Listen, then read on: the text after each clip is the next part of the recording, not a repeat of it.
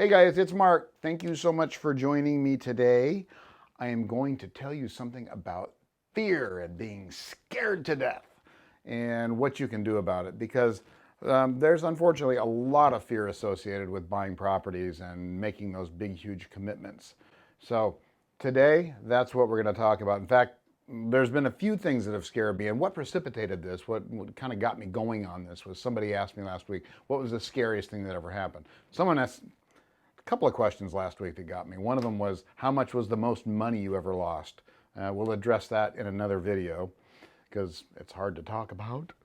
But the other one was, what's the scariest thing that happened? Or what's the scariest thing you went through?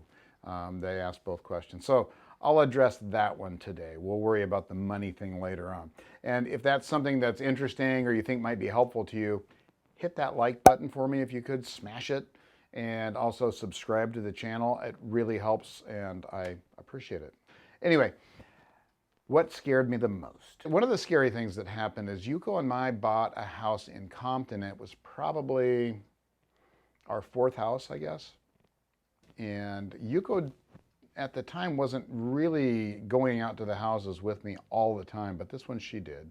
And Emmanuel was there, Emmanuel the contractor. You've heard me talk about him. And we were walking around the back of this house, first time since we owned it. We had looked at it before. And we saw a couple of feet sticking out from underneath a pile of trash. And of course, first thing I thought, it's pretty close to the alley, kind of a rough area, at least we thought so at the time. And we figured, oh my God, dead body, which, that's what you would think if you saw feet sticking out from a pile of trash. So I went over there and kind of tentatively kicked the foot, which was freaky to begin with, and then eventually touched the foot and shook it, nothing, and then kind of stood back and thought about it. And Emmanuel and I started talking, well, God, should we take it over to the alley or should we leave it here? And yeah, we actually had that discussion. I look back on it and I go, my God, what was I thinking? So then I actually kicked the foot a little harder and the feet grunted. Whoever was underneath the pile of trash grunted, and it turned out to be a lady that had probably drank too much and crawled under the trash pile to keep warm or whatever. Anyway, we got her out. She went down the alley on her way and we locked the gate, and that was the end of that. But that was scary. Just had begun investing a couple of months earlier, and to find that it was like, oh my God, what are we gonna do? So that ended fine. Another scary thing that happened was, buying a house and then going underneath it and finding out that it had a brick foundation instead of a concrete foundation because I didn't inspect correctly, me, the contractor, knowing I had to make the phone call to Yuko and tell her I blew it.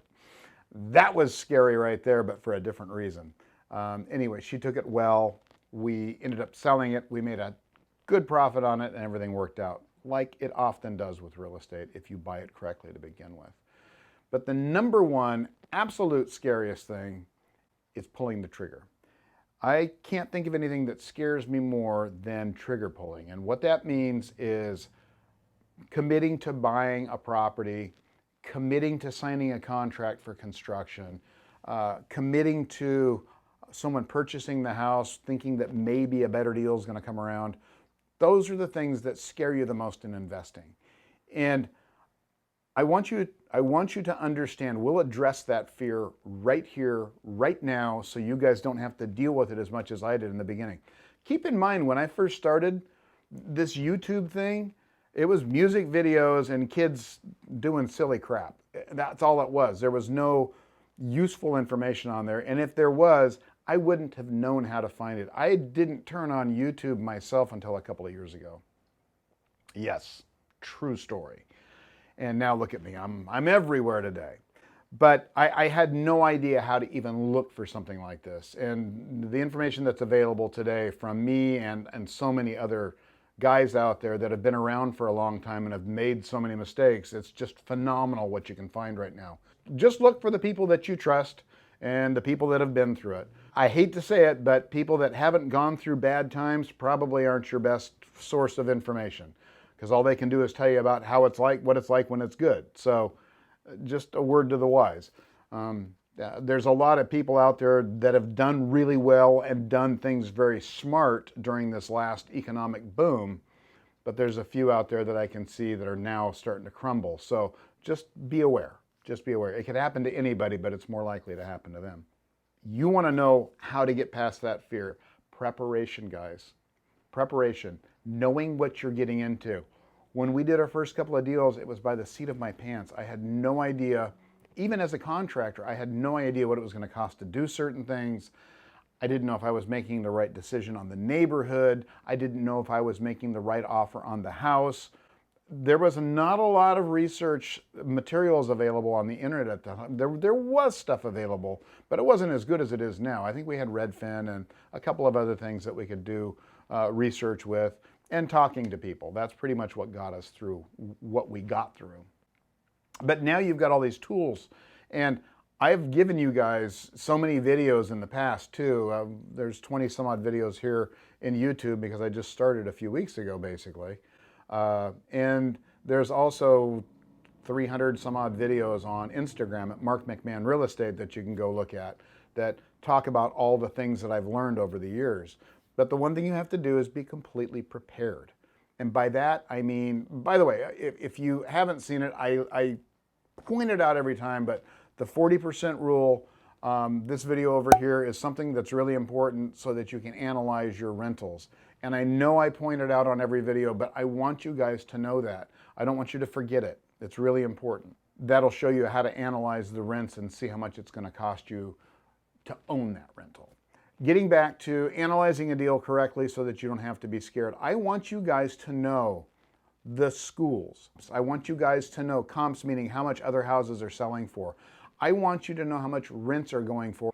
I want you to know the walk score. That's important for some people. Some people don't drive.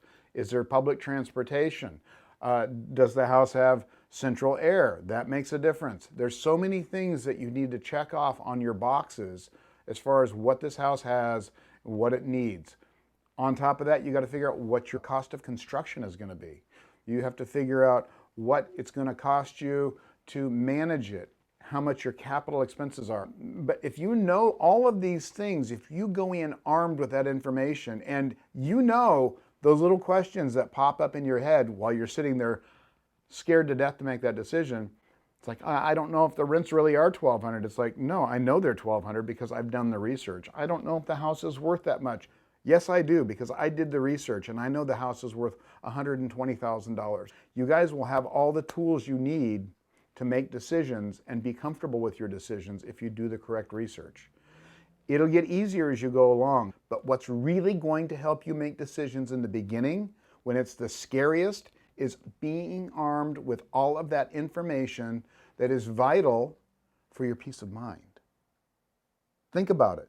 If you've got your credit squared away, if you've got your money squared away, your financing, if you know all that information, you know up here that you're making the right decision. However, if you go in there because your friend Joe says, hey man, the duplexes in this neighborhood are hot, buy one, I did, it's great. No, that is not the way you do it. You've got to go in logically and get all the information and compile it so that you have peace of mind. Now, maybe your friend's advice will work out, but you don't know that. You do know for a fact, if you do all the research on it, you will have facts to back up what you're doing with your hard-earned money.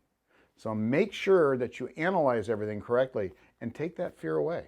And I guarantee you, it's still going to be hard to pull that trigger, but it will make it much easier for you to pull it armed with the right knowledge. Knowledge is power. I know that's bad, but knowledge is power. By the way, if you haven't downloaded it yet, down below there is a download that will walk you through the process of getting ready to buy your first property. I strongly suggest you guys go through all of that. It talks about credit, it talks about financing, it talks about all the things that you've got to do to get ready to buy your first property. Get ready now, guys. All right, guys, thank you so much for tuning in today. I so appreciate it. I look forward to seeing you next week. And again, if you liked what you heard today, please hit that like button, subscribe to the channel, and I'll see you next week. Bye-bye. Hey guys, check out these 2 videos. They're really going to help you on your investment journey. I'm also on Instagram. Tons of great video content there. Really good stuff. Please subscribe. I'll see you next time.